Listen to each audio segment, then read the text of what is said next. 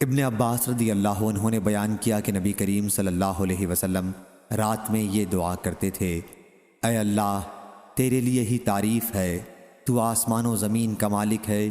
حمد تیرے لیے ہی ہے، تو آسمان و زمین کا قائم کرنے والا ہے اور ان سب کا جو اس میں ہے، تیرے لیے ہی حمد ہے، تو آسمان و زمین کا نور ہے، تیرا قول حق ہے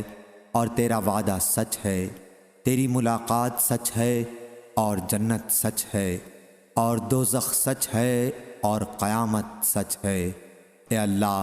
میں نے تیرے ہی سامنے سر جھکا دیا، میں تجھ ہی پر ایمان لایا،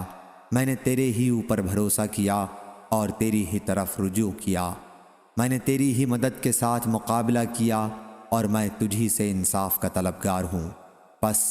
تو میری مغفرت کر ان تمام گناہوں میں جو میں پہلے کر چکا ہوں اور جو بعد میں مجھ سے صادر ہوں، جو میں نے چھپا رکھے ہیں اور جن کا میں نے اظہار کیا ہے۔ تو ہی میرا معبود ہے اور تیرے سوا اور کوئی معبود نہیں۔